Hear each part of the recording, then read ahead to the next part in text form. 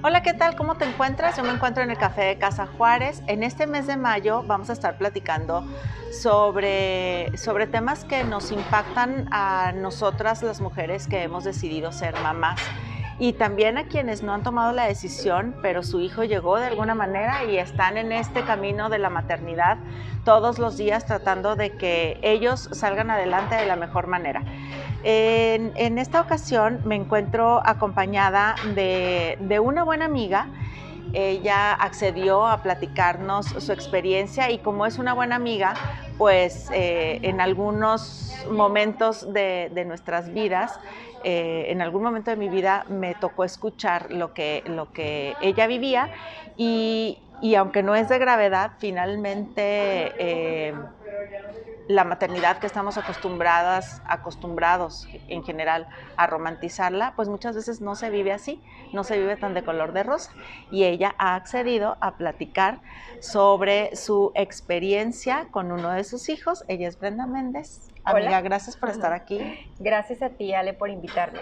Gracias por venir a platicar sobre esta maternidad que tú y yo hemos vivido, yo desde hace 13 años. ¿Tú cuánto tienes siendo mamá? 10 años. 10 años. 10 años. Eres mamá de 2 niños. Mamá de 2 varones, mamá de un niño de 10 años y el más chiquito 6 años, Sebastián.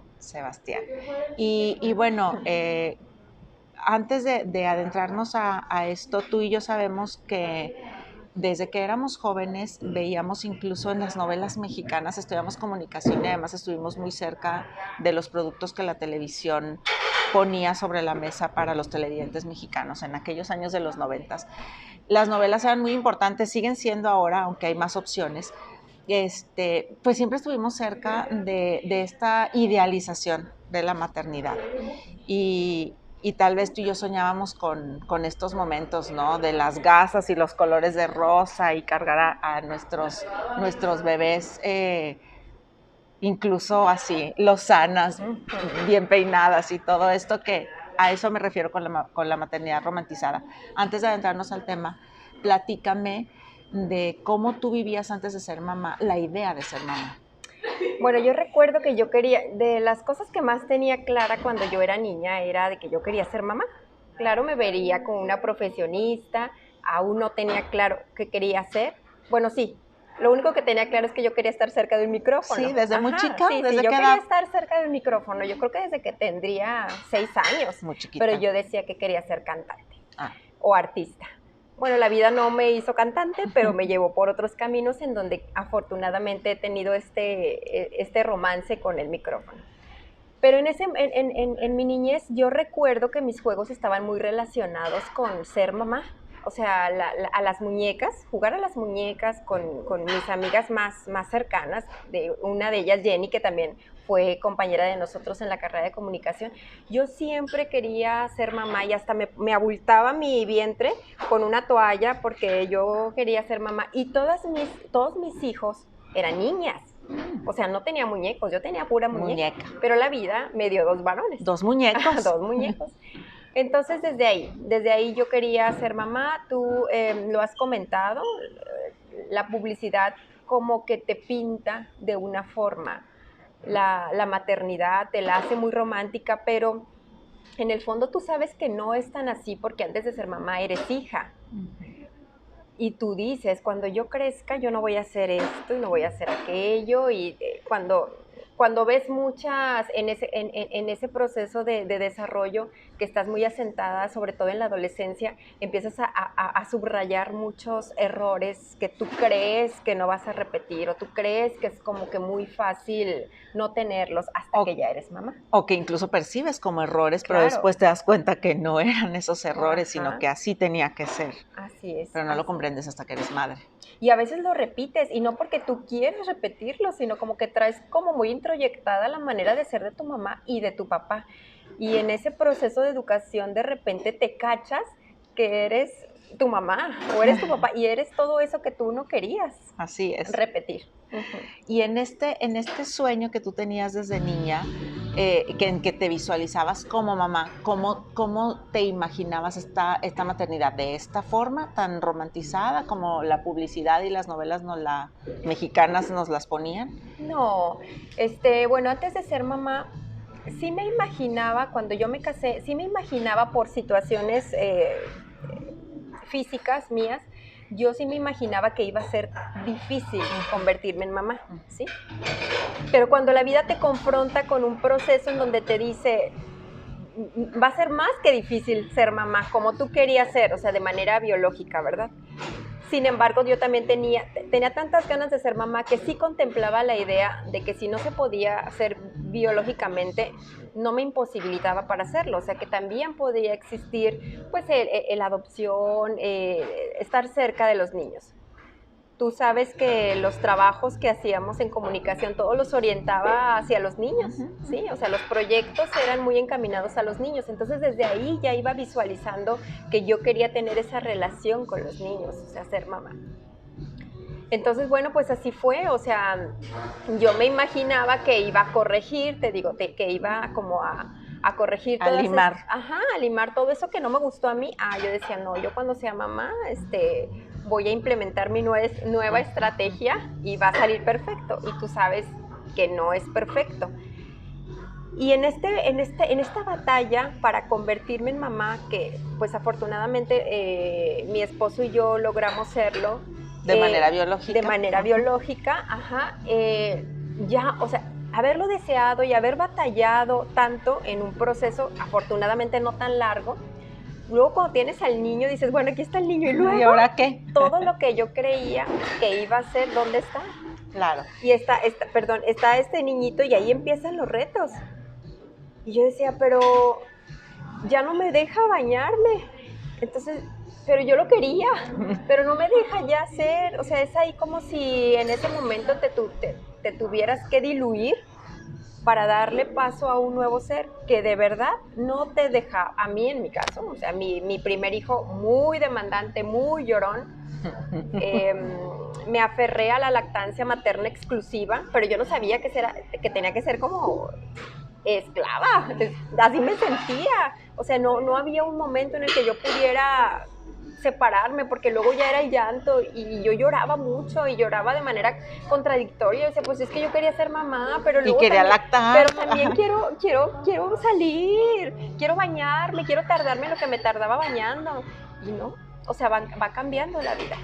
Desde esta primera llegada de tu primer hijo, que es hace 10 años, tú empiezas pues todas nos damos cuenta con este primer hijo que no es así tan romántico como lo veías y nos lo estás narrando. ¿En algún momento sentiste culpa por esta situación de, la verdad es que yo hubiera preferido bañarme 40 minutos en la regadera y no 5 minutos y con el bebé aquí? ¿Sentiste culpa por no poderte despegar y haber decidido que tu bebé fuera un lactante con leche materna exclusivamente? No, yo creo que, mira, siempre me decían, todo pasa, pero la verdad es que cuando estás viviendo el proceso, sí entiendes, o sea, sí, intelectualmente sí lo entiendes, pero emocionalmente no. Ajá. Entonces yo decía, sí pasa, pero esto es eterno, pero es que no duermo. Y ahorita sí me culpo de decir, ¿por qué no lo disfruté? ¿Por qué lo sufrí? Sí, ¿por qué lo sufrí? Hubiera creído desde la emoción que esto iba a pasar, pero no se sabe hasta que lo vives. Y sí pasa, y pasa demasiado rápido. Pero sí, más bien me culpo por haberme agobiado, pero creo que de alguna forma todas pasamos por eso. Y desde aquí nos vamos encaminando a esta maternidad real que yo les decía en el inicio de la charla, para pasar al segundo hijo. Y es que estamos acostumbrados a voltear a ver en películas, en libros, en historias, estas maternidades que se dificultan tanto porque el hijo que llega tiene una enfermedad muy severa que verdaderamente hace que la mamá solo lo voltee a ver a él y no se pueda despegar. No nada más por una lactancia exclusiva o no nada más por una atención como mamá, sino porque el hijo verdaderamente requiere tal vez hasta de un respirador para poder vivir. Y entonces está lleno el mundo de este tipo de historias. Pero hay otras, Brenda, que a veces no volteamos a ver, pero que de igual manera llegaron a mover la dinámica familiar. Y entonces tú recibes a tu segundo hijo de una manera distinta a como fue el primero, sin a lo mejor mencionarnos qué tiene, cómo llega este bebé y cómo te vas dando cuenta que va necesitando algunas cuestiones distintas a las normales, las entrecomillamos. Sí, mira, cuando yo logro embarazarme por primera vez, como a los 2 meses se pierde el embarazo, y luego ya me embarazo, llega Miguelito, que es mi primer hijo. Después me vuelvo a embarazar, y era también un bebé muy esperado, y perdimos al bebé. Ahí, después de esa pérdida del bebé, yo no sabía que ya estaba creando como un dolor que sí vi, o sea, que sí lo sentí, que sí me di permiso de vivirlo, pero descubro qué tan profundo era hasta que me embarazo por cuarta vez, que es cuando llega Sebastián. Yo decía, si en el mes de diciembre ya no me embarazo, pues ya me voy a quedar con mi primer hijo. Ya porque no vas pues a buscar otro tampoco embarazo. fui tan jovencita cuando me embaracé. Entonces, yo decía, si en diciembre no me embarazo, ya hasta ahí. La vida solo me dio uno. Pero luego llega Sebastián en noviembre. Y cuando yo supe que estaba embarazada, yo pensé que me iba a desvivir de emoción, porque pues era algo que yo deseaba. Pero algo en mí no me permitió como gozarlo como yo creía que iba a gozar esa noticia. ¿Tenías miedo? Tenía miedo. Ahorita no te puedo decir si lo que yo sentía era producto de a lo mejor una tristeza muy asociada a la pérdida anterior de mi bebé, o era una intuición. No sabía si era miedo o era una intuición de que, no sé. Entonces, el primer trimestre del embarazo sí fue muy complicado porque tuve amenaza de aborto y tuve mucha gastritis, entonces no lo disfruté. Y a partir del cuarto dimos la noticia, fue avanzando el embarazo, pero algo en mí como que te frenaba vivir este no gozo. No podía gozarlo como no fue igual que en el primero. Fueron igual a excepción del primer trimestre, pude hacer cosas que hacía con Miguelito. O sea, yo hacía ejercicio, podía ir y venir, me permitió trabajar. Fue un desembarazo también, pues bien. Pero cuando cuando me entregan a Sebastián, yo decía, ya que empecé a verlo, a mi bebé y todo, yo lo veía y lo notaba como un poquito menos fuertecito que Miguelito. Empezó a transcurrir el tiempo y yo notaba que él no se sentaba como se sentaba Miguelito. Los bebés. Sí, o sea, pues ya tenías un poco de conocimiento porque ya habías tenido un bebé. Entonces yo decía, no, pero algo sucede. Y el doctor me decía, no, los bebés tienen cierta edad para lograr sentarse de manera erguida, pero algo en mí me decía que no iba tan normal acorde. el proceso. Ajá, tan acorde. Cuando te entregan a tu bebé en el hospital, no hay un diagnóstico, no hay algo que te digan, tiene algo raro, pasa algo. Bueno, sí, había esta parte de que le habían detectado laringomalacia, ¿sí? O sea, la laringe no estaba tan firme, estaba laxa, entonces producía un sonidito, ¿sí? Producía un sonidito. Pero sí, había muchos miedos. Mira, yo también descubrí con el tiempo que yo desarrollé depresión postparto. Entonces, para mí era muy difícil ir a consulta con Sebastián. O sea, yo recuerdo que cuando le hicieron a Sebastián el tamiz auditivo, recuerdo que mi esposo iba cargando al bebé y yo iba a un lado y le dije a mi esposo, no, tú entra. O sea, pero ¿por qué no? Es que algo me van a decir. No te van a decir, es que si no escucha. O sea, era un miedo que yo no te podía explicar ahorita de dónde venía, pero lo que yo tenía era mucho miedo. Y como muchas crisis de ansiedad. Yo recuerdo que estábamos en un segundo piso y mientras mi esposo se metía al cuarto, o sea, que le hicieran el estudio a Sebastián, yo me quería aventar, o sea, yo me quería tirar. O sea, ¿Qué te detenía? Ay, no sé, yo quizá a lo mejor esta parte de conciencia de saber que tenía mi otro hijo, porque era mucho, todos los días, yo iba al doctor y era un mar de lágrimas. Yo decía, es que me van a decir algo. Por eso te digo, no sabía si era un miedo o era una intuición, pero era una tristeza incesante. Incluso me sentía muy culpable de tener otro hijo.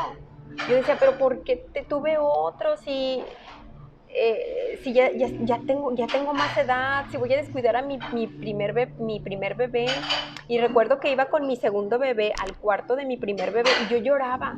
Y yo decía, pero ¿por qué? O sea, ya lo estoy descuidando, ya no estoy tan pegada, ya rompió ese trío que habíamos formado, mi esposo, Miguelito y yo. Ajá, ya había venido otra persona a mover la estabilidad, porque aparte por este tema de la laringomalacia, era un sufrir en las noches, o sea, era una vigilancia permanente con Sebastián, porque yo sentía que se ahogaba.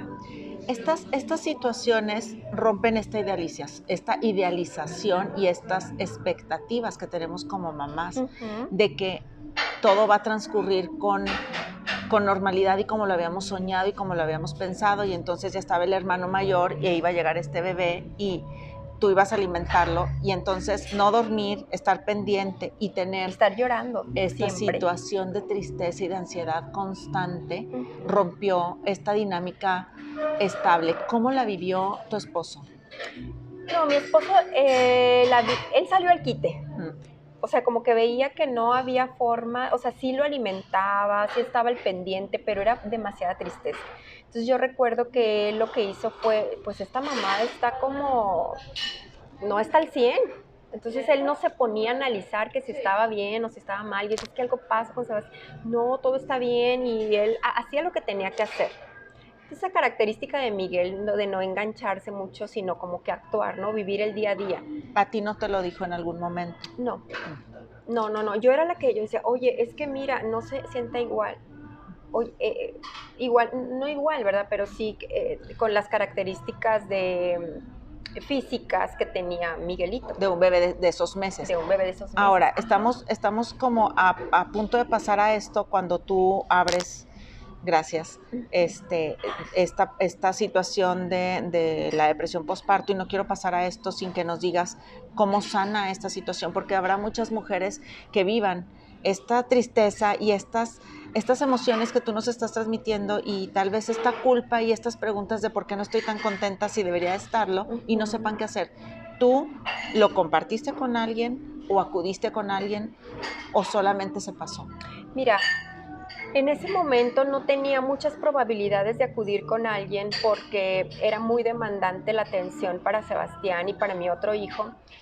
Lo que me ayudó mucho fue que yo había recibido terapia anteriormente por este proceso que nosotros queríamos ser papás. Entonces, lo que nos ayudó es que en aquel momento la terapeuta que me atendía muy amablemente me hizo favor de ir a la casa. Entonces ahí hablarle y llorar por toda esta situación, pero no era muy frecuente como yo hubiera querido. Entonces era mucho leer, y yo recuerdo que ponía videos de escuchar a otras mamás para ver cómo se estaban sintiendo, y eso fue lo que me ayudó.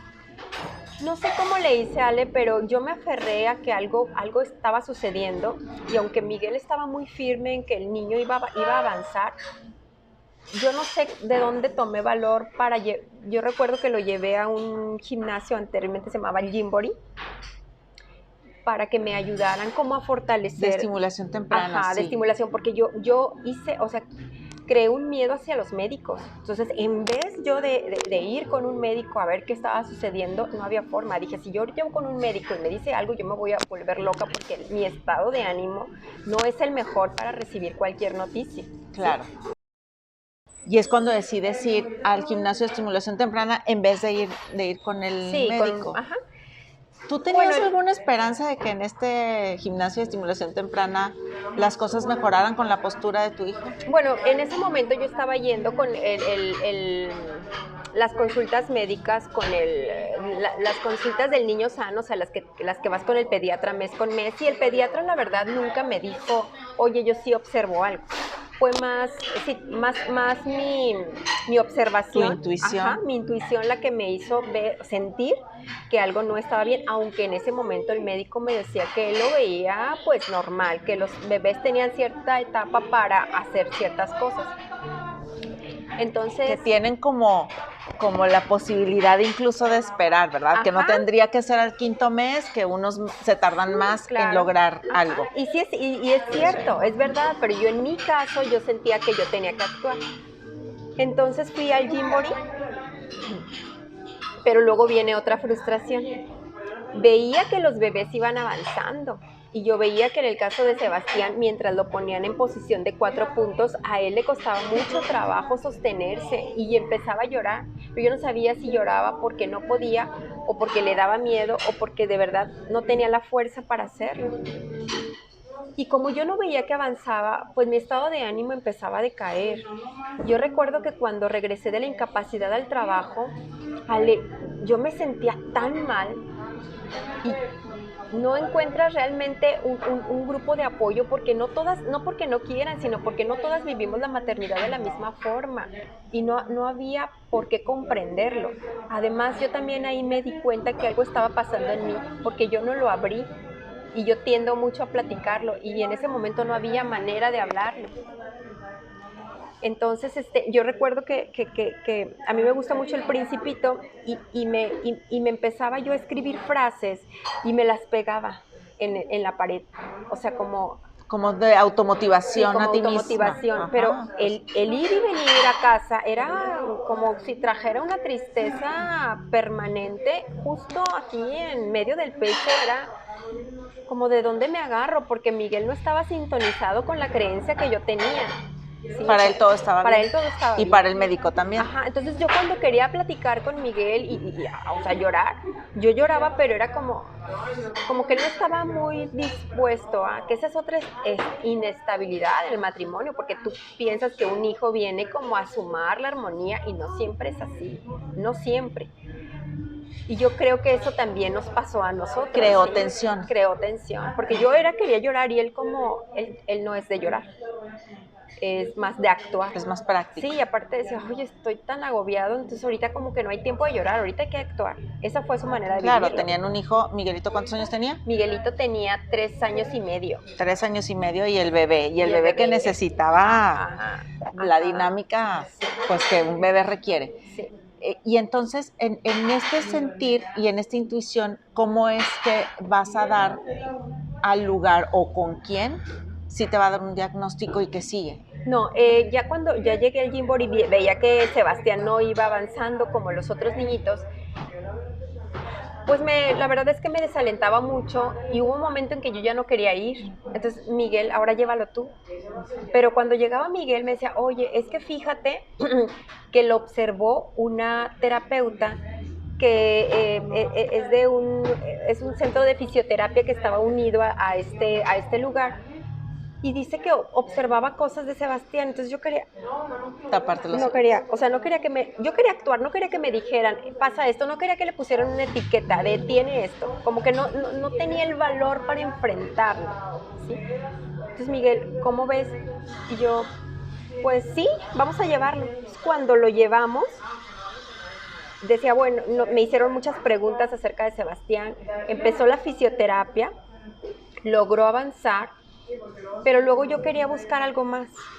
Y yo recuerdo que un día, por cuestiones de trabajo, me entrevisté con un médico y yo le decía, oye, ¿en cuál lugar pueden dar fisioterapia para niños? Y le platiqué cómo observaba yo a mi hijo. Y me empezó a hablar de una persona. Y me decía, oye, es que yo conocí a la licenciada Fernanda, que le mando saludos. Ella está especializada mucho en niños, ha trabajado en Teletón y todo esto. Y una ocasión estando en el trabajo Cuando te dijeron la palabra Teletón. Ajá, claro que me asusté. O sea, ¿y sabes qué me ayudó mucho, Ale? Me ayudó mucho. Yo tengo un amigo que quiero mucho. Es un médico, pero es un ser muy creyente antes de ser médico. Entonces él me dijo, yo decía, oiga, doctor, es que a compañero y amigo mío, yo le decía, doctor, el doctor Humberto Flores, me decía, Brenda, lo único que le voy a pedir es que no vaya a leer. No vaya a leer lo que usted, es decir, ponga, el niño que no se sienta bien, no vaya a leer. Solo confíe.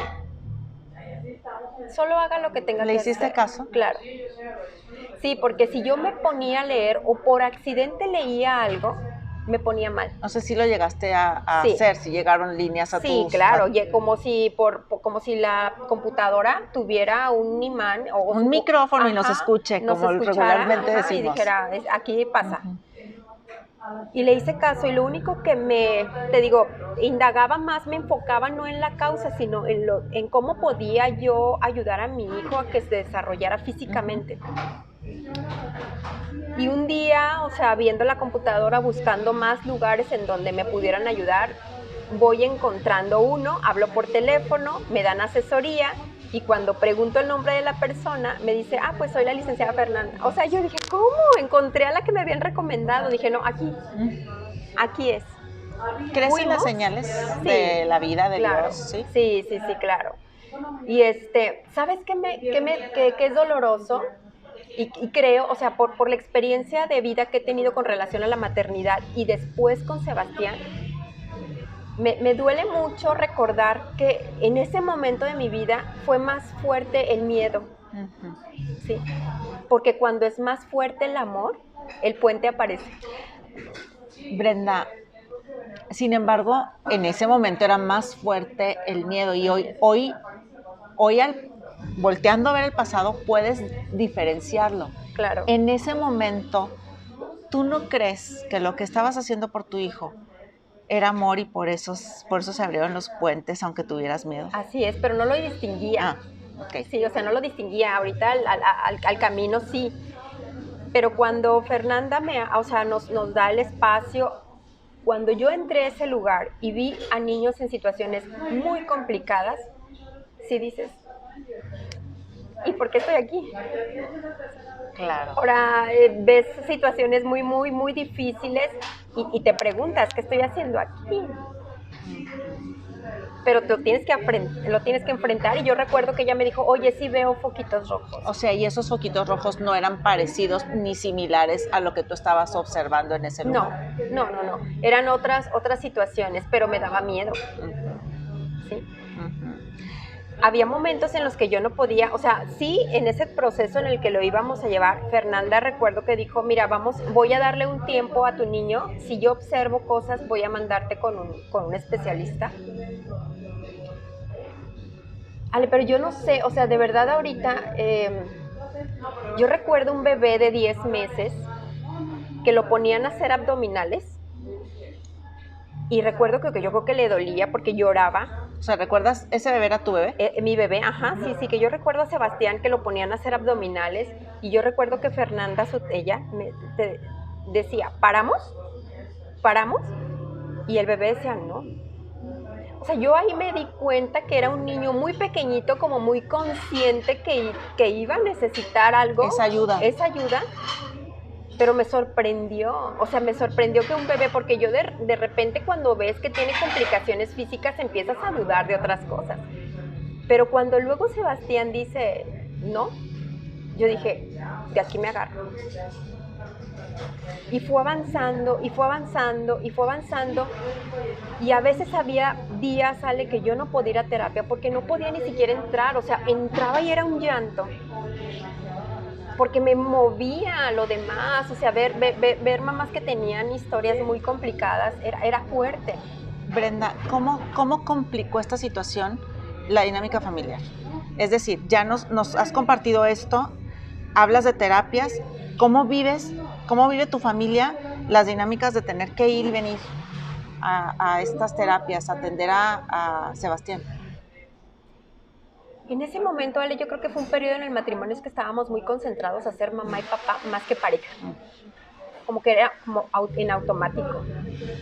O sea, se tenía que hacer que llevara a Miguelito no sé, con la abuela, Miguel acá, Sebastián luego tuvo complicaciones digestivas, era muy enfocado a esta parte, y surge una separación de pareja, claro. Aunque tú no la quieras, no la planeaste. pero la misma vida te va moviendo por ese camino. ¿Cómo se reencuentran?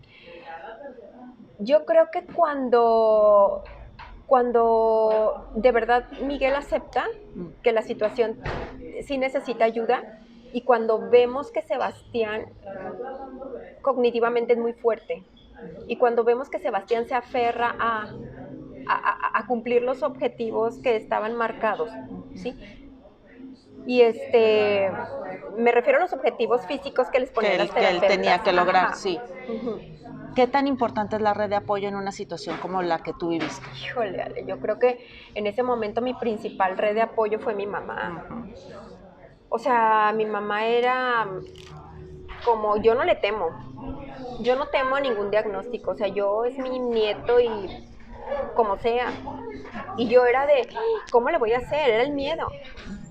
Era un miedo a enfrentar a lo mejor algo que yo no quería enfrentar. ¿Qué te enseñó Sebastián en este proceso?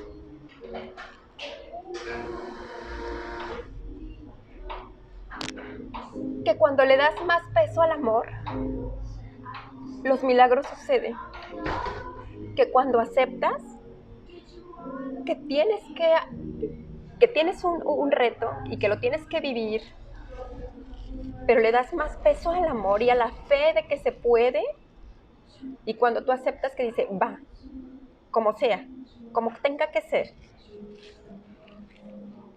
pero ayúdame, Dios, ayúdame a poderlo llevar, o sea, poder guiar a mi hijo. Cuando lo sueltas de esa forma, cuando primero aceptas que necesitas la ayuda, y cuando le das más peso al amor a tu hijo, al amor a tu esposo, al amor a tu otro hijo, y empiezas a creer, como que la magia ocurre. Yo recuerdo que una vez Fernanda, un día que me tocó a llevar a Sebastián estuvo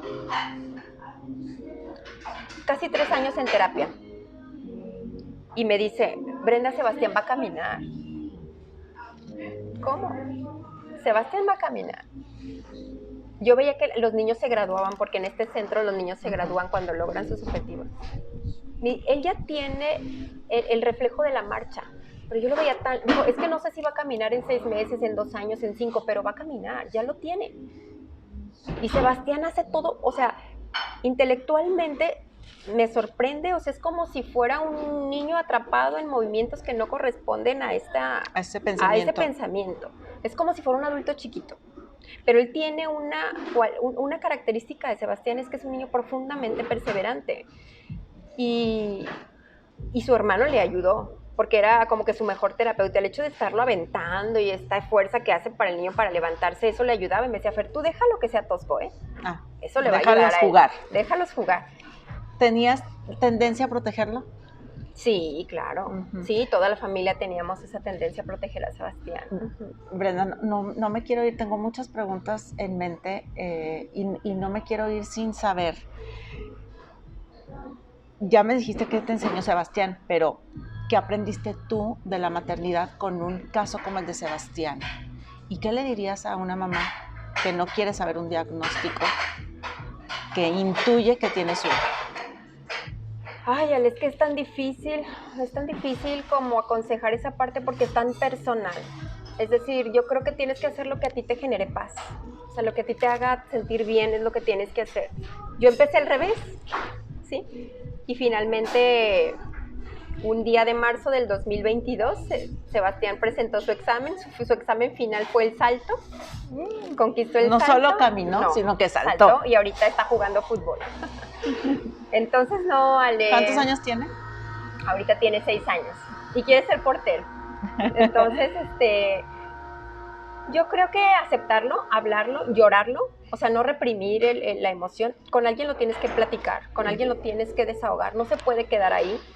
Buscar la ayuda que tú necesites que te pueda llevar, ¿sí?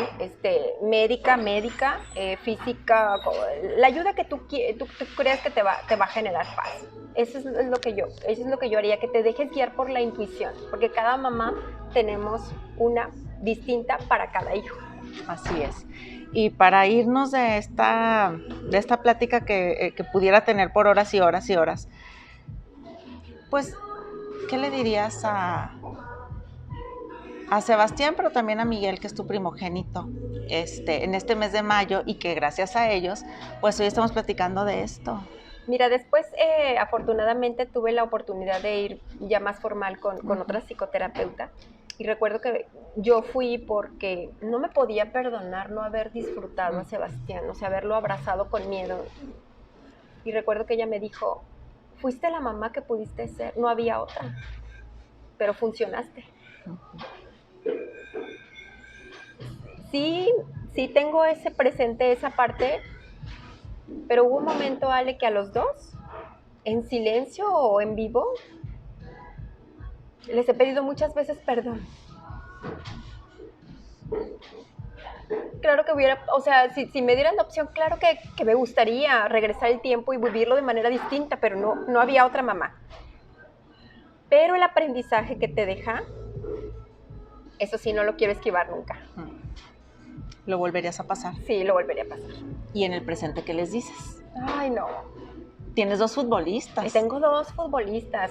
Que Miguelito es la persona favorita de Sebastián.